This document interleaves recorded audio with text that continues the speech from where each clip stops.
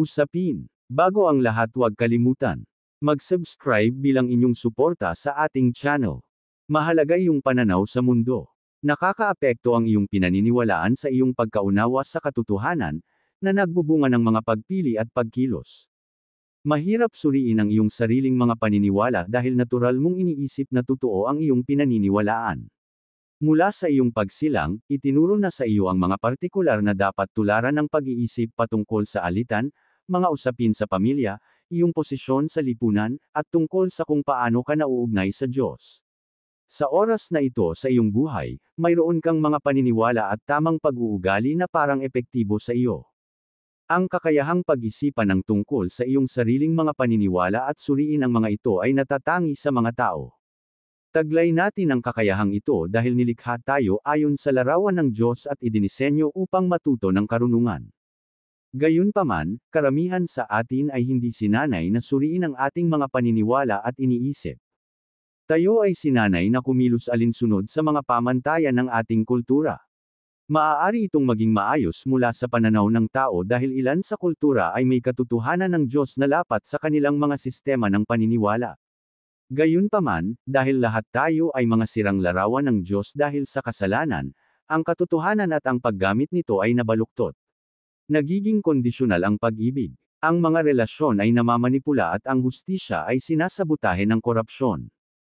Upang suriin ang iyong pag-iisip, dapat magkaroon ng isang bagay na mas makapangyarihan kaysa sa kultura. Upang masuri ang mga paniniwala kung paano mo tinitingnan ang mundo at gumawa ng mga desisyon, dapat ay mayroon kang matibay na pamantayan ng katotohanan. May kilala ka bang nilalang na may walang hanggang katotohanan at walang kasinungalingan sa kanyang pagkatao? May alam ka bang libro na matatagpuan ng 100% katotohanan? Dahil ang kultura at edukasyon ay maaaring nakabatay sa mga maling katotohanan, dapat mong matutunan ang moral na katotohanan ng Biblia at ay proseso kung paano ilalapat ang katotohanan iyon sa iyong mundo. Ito ay kapana-panabik at maaaring maging hamon sa iyo. Malalaman mo na ang ilan sa iyong mga paniniwala at pag-uugali ay tumutugma sa mga moral na batas ng Diyos. At, makikita mo na ang ilan sa iyong mga paniniwala at pag-uugali ay batay sa kasinungalingan o baluktot na katotohanan. Kung ikaw ay isang mananampalataya, ikaw ay isang bagong nilalang na nagmamahal sa katotohanan ng Diyos at napupuot sa kasalanan. Nabubuhay ka rin sa isang katawan na ibinigay sa laman ng ilang taon bago ka tumanggap ng bagong buhay. Ang panloob na paghihimagsik na iyon ay tinatawag na laman. Ang laman ay maaaring maging malakas kung patuloy mo itong ipapakain sa makasalanang libangan at maalay na musika. Bahagi ng pagkakaroon ng biblical na pananaw sa mundo ay ang pagsang-ayon sa iyong libangan at pamumuhay sa mga banal na pamantayan ng Diyos.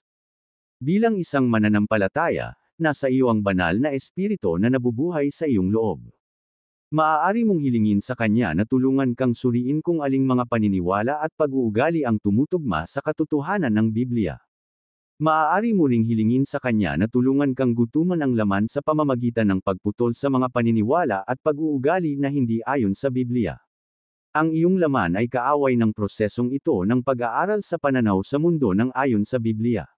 Gayun din, ang mga demonyong espiritu ay maaaring magsalita sa iyong isipan na ikaw ay maayos at hindi mo kailangang baguhin ang iyong mga paniniwala. Ang isip ay isang lugar ng digmaan dahil ang mga pag-iisip ay may kapangyarihan sa iyong buhay. Ang mga saloobin ay nakakaapekto sa iyong damdamin. Ang mga pag-iisip ay maaaring magdulot ng depresyon o magdulot ng kagalakan.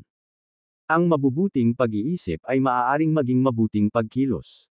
Ang masasamang pag-iisip ay maaaring maging masasamang aksyon. Natural lang na ipagpalagay na ang lahat ng iyong iniisip sa iyong utak ay iyong pagmamay-ari at nagmula sa iyo. Ang iyong isip ay may boses na iyong pag-aari. Maaaring gayahin ng mga demonyong espiritu ang iyong tinig sa pag-iisip, nililinlang ka sa pag-iisip na naririnig mo ang iyong sariling mga iniisip. Ito ang dahilan kung bakit kailangan mo ng isang bagay na labas sa iyong isipan upang suriin ang iyong pag-iisip at mga aksyon. Upang masuri kung ang iyong mga iniisip ay tunay at totoo, kailangan mong matutunan ang mga katotohanan sa Biblia. Dahil ang ilan sa mga katotohanan ito sa Biblia ay magiging bago sa iyo, nagsama ako ng mga halimbawa ng pagsasabuhay. Ang susunod na kabanata ay binubuod ng pangunahing mga doktrina ng Biblia at nagbibigay ng ilang aplikasyon sa buhay. Makakakita ka ng ilang mga konsepto na paulit-ulit dahil ang mga ito ay napakahalaga para sa iyong matagumpay na pamumuhay. Suriin ang iyong sariling mga paniniwala at ayusin ang iyong pag-iisip upang tumugma sa mga turo ng Biblia. Magbibigay ito sa iyo ng kapangyarihan upang magtagumpay sa buhay. Ikalawang Timoteo Kapitulo 3 versikulo 14 hanggang 17. Datapwat manatili ka sa mga bagay na iyong pinag-aralan at sa pinagkarunan mo ng katunayan, yamang nalalaman mo kung kanino mo nangatutuhan. At mula sa pagkasanggol ay iyong nalalaman ang mga banal na kasulatan na makapagpadunong sa iyo sa ikaliligtas sa pamamagitan ng pananampalataya kay Kristo Jesus. Ang lahat ng mga kasulatan na kinasihan ng Diyos ay mapapakinabangan din naman sa pagtuturo, sa pagsansala, sa pagsaway, sa ikatututo na nasa katwiran. Upang ang tao ng Diyos ay maging sakdal, tinuruang lubos sa lahat ng mga gawang mabuti.